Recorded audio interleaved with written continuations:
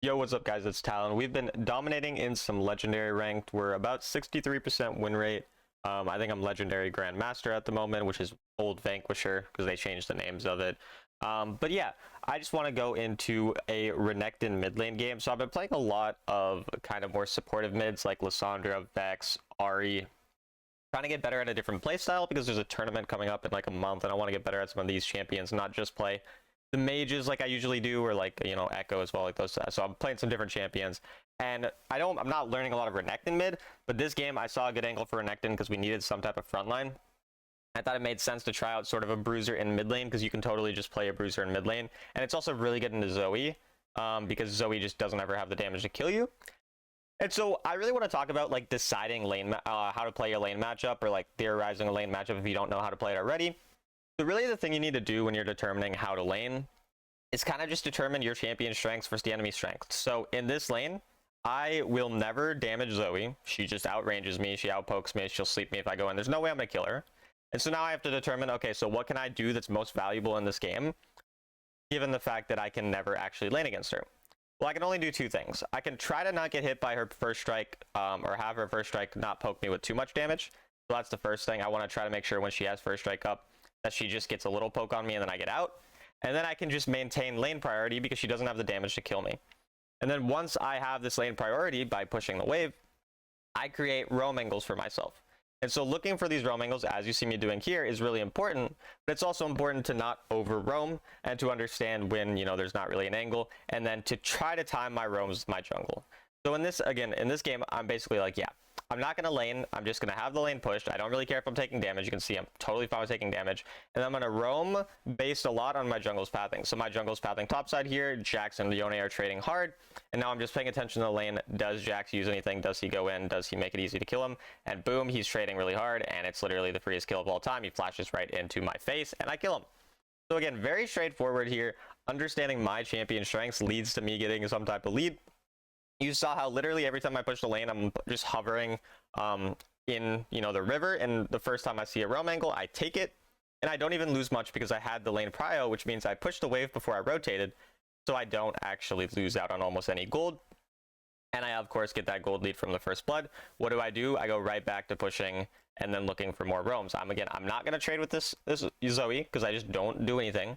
And so it's just about determining what my champion does in this game. Like, my job is to be a frontline because I have no frontline or engage, and then to roam with my jungle when I can. Unfortunately, I missed my auto cancel there, so I did not kill the ward. I didn't realize that at the time, but yeah. So again, I'm just hovering bot for the roam, but like I'm not going to overforce it. Like I saw there's actually not really an angle to roam, so I'm just not going to. And I'm just going to try to dodge some Zoe spells so I don't take too much damage. I'll trade with her a little bit here, mostly just to back her off the wave. And then what do? We go right back looking for a roam. So this time, I'm roaming to defend from enemy jungle. So I knew that enemy jungle was opposite side of my jungler, and I knew that the enemy probably, or that bot lane, there wasn't really going to be a kill. So instead I decided to defend against enemy jungle, and then I knew my fiddle was on his way, and I knew I'm tanky enough to easily stall these two people. So I was baiting them in the whole time. I intended for them to go on me. If my jungler didn't follow up, I had flash, so I wouldn't actually die. And if my jungler did follow up, I knew I was going to be stalling long enough for him to land an easy ultimate, because Fiddle just loves having those free ult setups like that.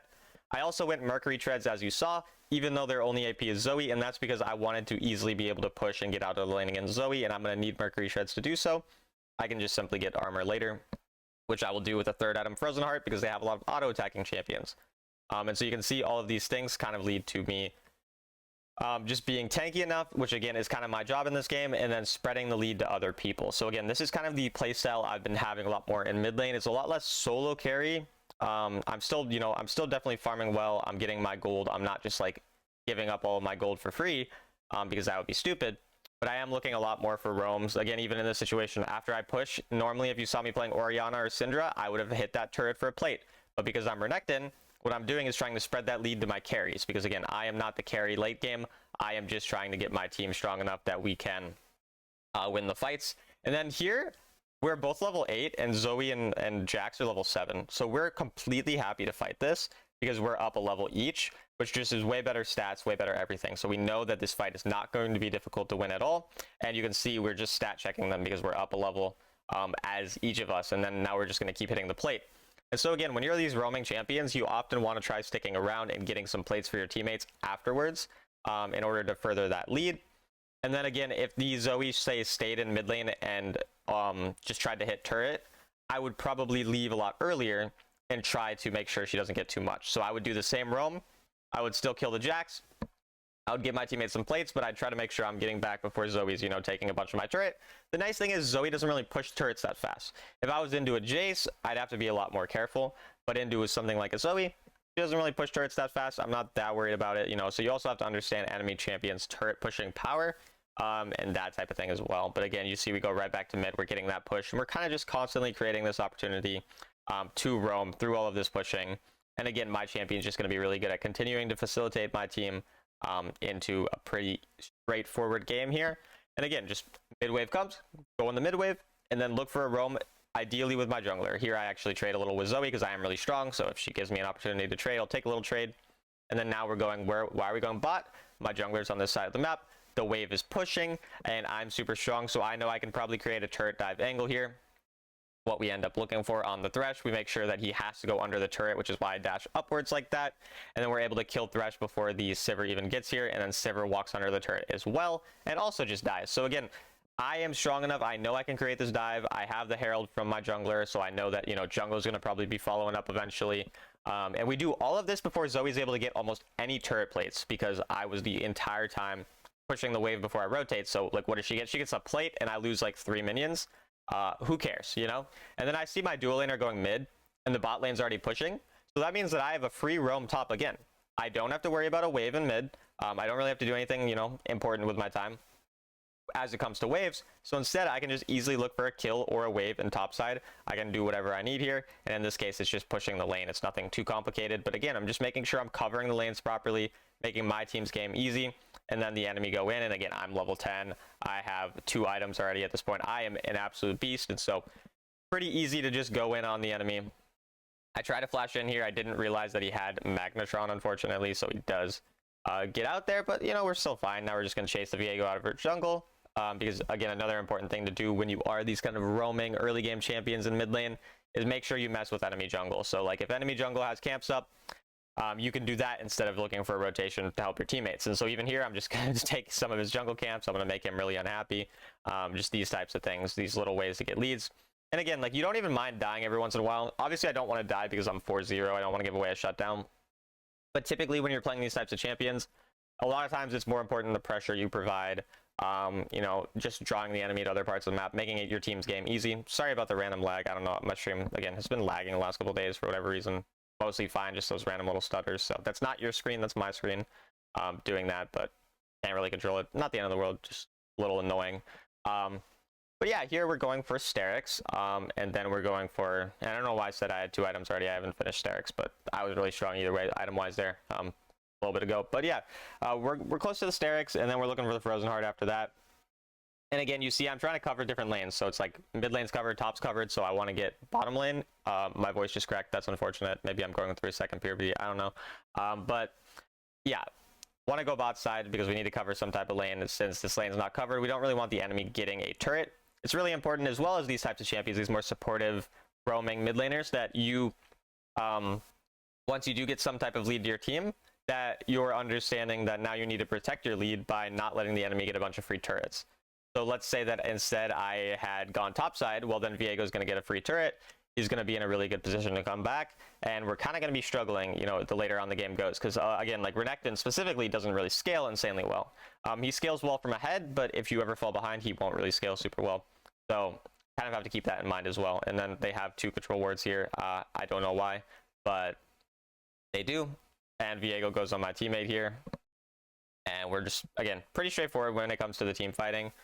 We're pretty much just looking for whatever squishy target shows up. Otherwise, just kind of being a frontline. Again, I picked this champion largely because I wanted a frontline on my team in this game.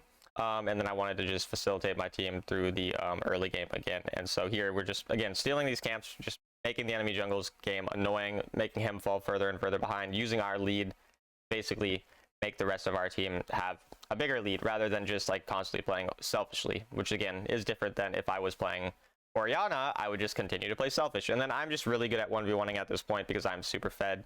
I don't actually have my items bot, so I'm not as fed as I normally would be, but there I can just dodge Jax E with my E, and we can win the fight nonetheless. Jack's matchup typically really bad for Renekton, but when you're this ahead, it doesn't really matter. So we're perfectly fine with taking that. Grab the Sterak's, grab the Frozen Heart. Could have been Randuin's because they do have multiple crit champions, but you know, Frozen Heart works out well too. And again, a lot of this is kind of just showing you guys a lot of the early game and how to kind of snowball, that type of thing. So even here, I'm just looking for that bot wave. My team's going to get Dragon for free. My stream's going to lag again because it just does that for some reason. And we get a free bot wave. We get a second bot wave. And again, we're just continuing the snowball. Very straightforward kind of example of just how to snowball the game. And then here I'm looking for a flank angle after I see the enemy going there. Instead of just looking immediately for the fight, I know if I come from behind, the enemy aren't going to really be able to do much. I'm going to pop my ultimate and just go in, trying to target the Sivir, but he flashes away. So we just end up going on the Thresh, flash in, get the free kill there, and chase the Viego downwards as well so that he has a hard time doing much. And once he takes over Fiddle, he's really, really squishy, so we get the free kill on him as well.